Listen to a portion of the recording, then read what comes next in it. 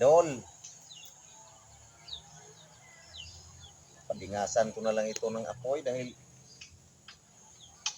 matigas ito, tanggalin tong puno nito. Try ko lang, baka maubos ito sa apoy. Tigas tanggalin. Kaya try ko lang, pabingasan ko lang ng apoy.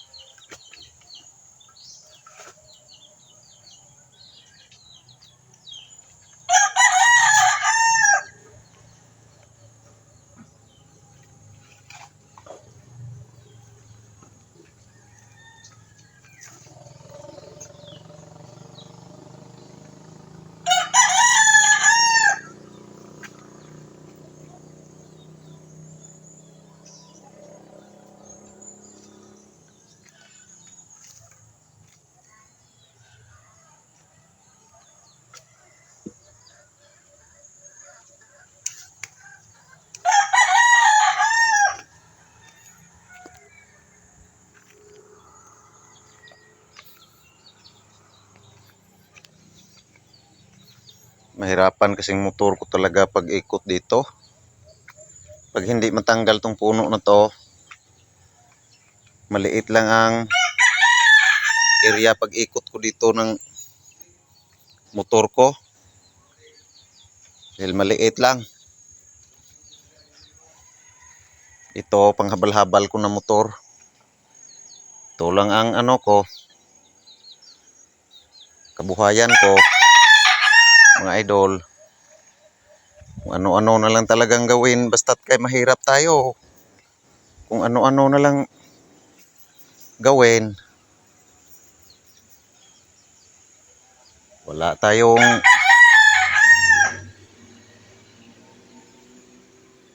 trabahong ano,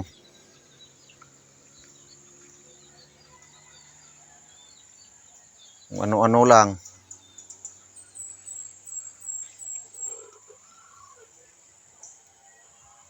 Walang steadying trabaho.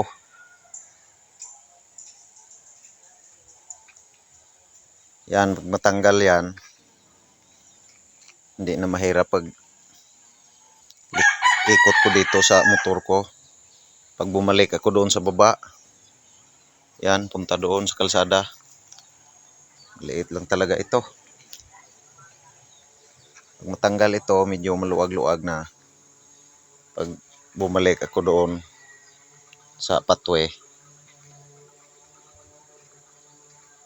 hindi ba kaya mausukan tong Mga labuyo ko dito, sana ay wag pumunta yung usok dito sa mga labuyo ko. Dahil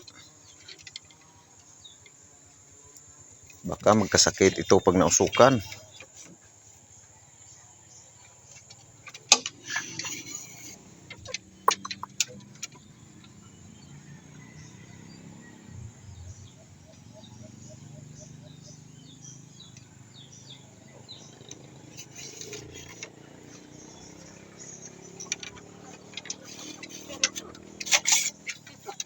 Lugo na yung isang labuyo ko mga idol, oh. Talagang ano na, wala na yung pulok niya eh. Yan, oh. Pinipili ko rin ito gawing pangkate ang sunod na taon.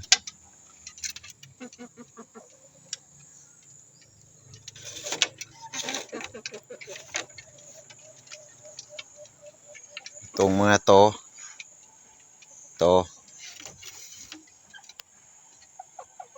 ngayong taon lang to na ano, nahuli ko.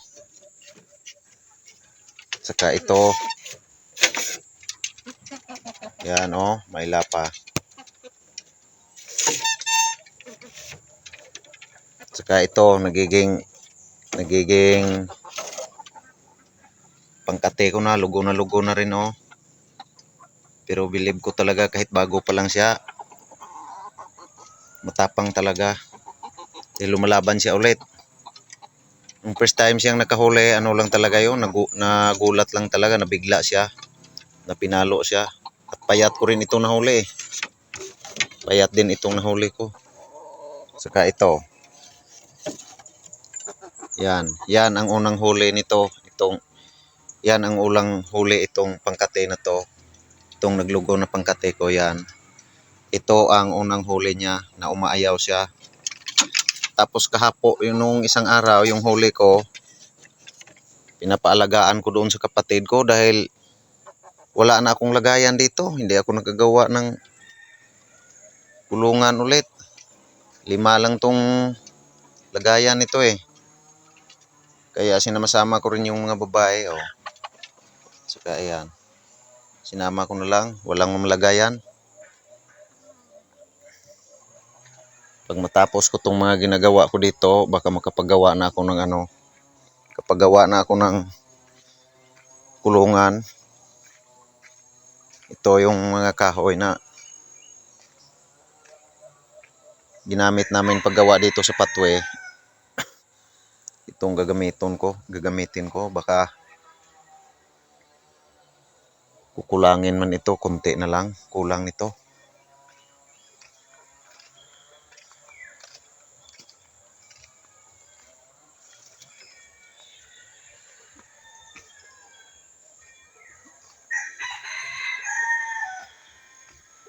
Itong tandang ko, nag-iisa na lang.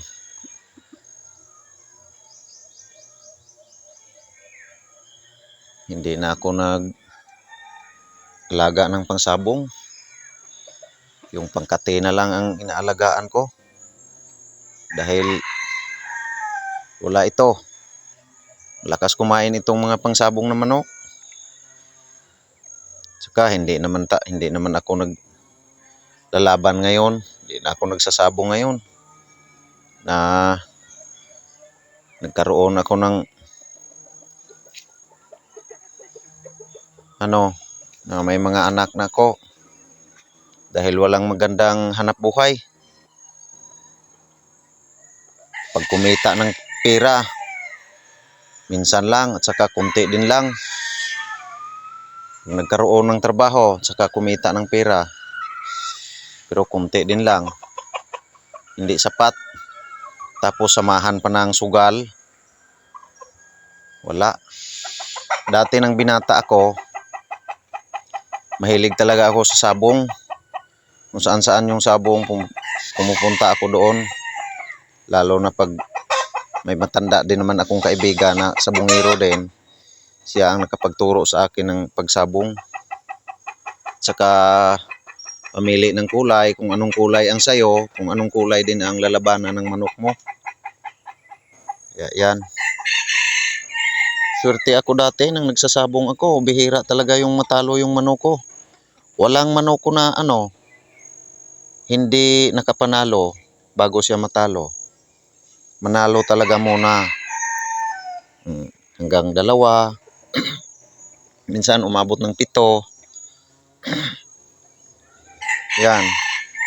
Pero sa ngayon, hindi na talaga ako nagsasabong. Dahil mahirap hanapin yung pera. Tapos, kaya nga, hiniwalayan ako ng asawa ko nga siguro dahil sa totoo, ang sabi talaga niya, mahirap daw ako. Kaya totoo nga naman, inamin ko naman na mahirap talaga ako, pero hindi ko naman dinadaya yung asawa ko. Sinabihan ko naman talaga siya na siya mang gusto na magsama kami. Mas mabuti na rin na sinabayan ko yung gusto niya dahil sa totoo ayaw ko talaga sana noon dahil ano ko talaga na mahirap talaga. Mahirap lang talaga ako. Kaya papasalamat din ako, hindi naman ako nagsisi dahil nagkaroon kami ng anak. At kahit anong hirap ko, pero at least napalaki ko rin naman yung mga anak ko. At matagal naman kaming nagkahiwalay ng asawa ko. 1 years old pa yung pinakabunso kong anak.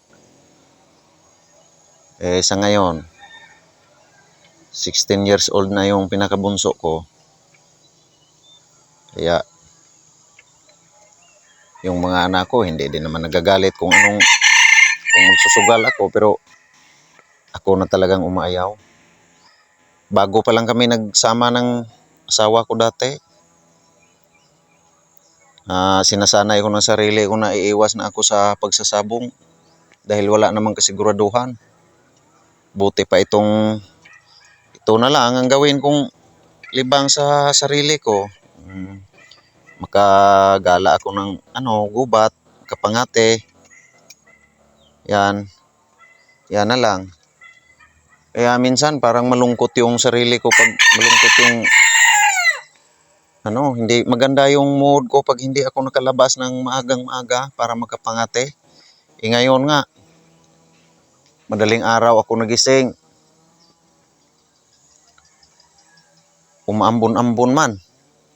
Tapos tinitingnan ko yung damo, sabi ko ang basang-basa naman yung mga damo. Kaya hindi ako nakaalis. Tapos pagising ko ng umaga na, sus ganda naman pala yung liwanag naman yung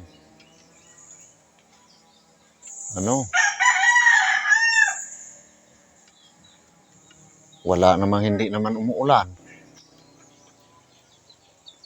Kaya tingnan ko lang mamaya, baka aalis ako mamaya pag walang open yung hardware ngayon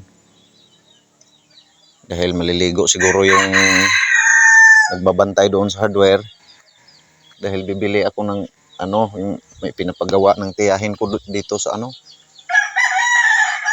sa Dirty Kitchen. Aalis ako mamaya, ngati na lang ako pag walang open hardware ngayon. Pag open, hindi ako makaalis at gawin ko talaga, bilisan ko ito para matapos na to. At tagal na din akong nag-post ng mga video ko sa YouTube. Sa YouTube ang marami kong pinupost sa YouTube. Pero sa sa Facebook, kunti lang. Sa YouTube talaga ang marami. 1 year na. Wala namang gaanong views. Subscribes ko lang, 361 pa lang. Tapos 1 year mahigit na. Kaya naisip ko na mahirap din humanap ng gumawa ng video. Tapos wala namang ganong nanonood ng video ko. Pero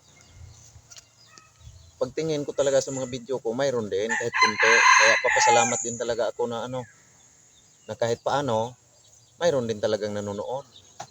Kaya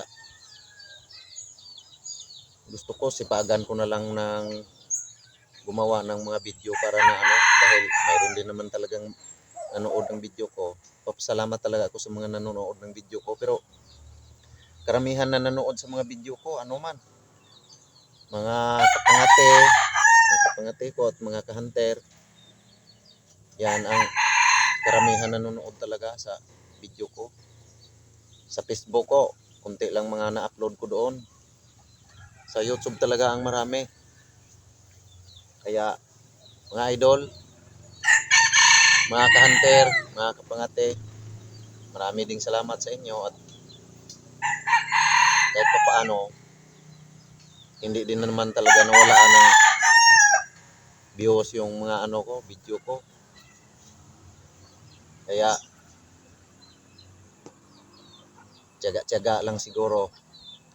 Tiyaga lang siguro ang kailangan nito. Dahil kasi hindi ko naman naisip na gagawa ako ng mga video, tapos nakita ko naman sa sa na may nagba-vlog na tumutulong sila sa mga mahirap. Kaya ako din talaga, madali lang talaga akong maawa sa tao, lalo na pag ang binabanggit nila ay yung pagkain. Dahil sa naranasan ko talaga nang maliit ako, karanas ako ng gutom, hindi ko ikakahiya talaga na sabihin ko talaga ang totoo ng buhay ko. Ganyan ako kahirap. Kaya pag pumunta ako ng bayan, pag may nanghingi sa akin, imbis na yung pera ko pangbili ko ng daing, mabawasan ko talaga, lalo na pag binabanggit niya na pangbili niya ng pagkain. Awang-awa talaga ako. Kaya isa din na naisip ko na gagawa din kaya ako ng vlog para na sakaling magkaroon man ako ng pera, ibigay ko talaga at itulong ko lang talaga kahit ako mahirap din talaga ako. At kung mayroon man akong kung sakaling palarin man ako na magkapira man ako sa mga video ko, sa totoo lang pangako ko talaga na ibigay ko talaga kung sino yung dapat bigyan. Ganyan lang ang hangad ko diyan sa Kaya gumawa din ako ng vlog para na pag may makita ako na manghingi ng tulong, ibigay ko talaga sa kanya. Hindi bali na lang kung mahirap lang ako, at least tanggap ko naman mahirap lang talaga ako dahil mula maliit ako, mahirap na talaga dati. Kaya nasanay na ako sa sarili ko. Kaya pag mayroong nanghihingi ng tulong sa akin, doon ako naawa. Parang hindi na ako naawa masyado sa sarili ko dahil naunawaan ko talaga na ganito talaga ako. Sanay na ako. Kaya mga idol, maraming salamat sa pagpanood nyo ng video ko. At yung iba pa, dahil mayroon din naman konti, kahit hindi ko kapangate, hindi mga kahunter, mayroon din naman talagang minsan na nanonood din. Kaya maraming salamat talaga sa inyo. At sana i-like at i-share nyo yung video ko at i-follow yung channel ko. Yan lang ang ko sa inyo, dahil para din talaga yan sa iba yung pangarap ko. At maraming salamat.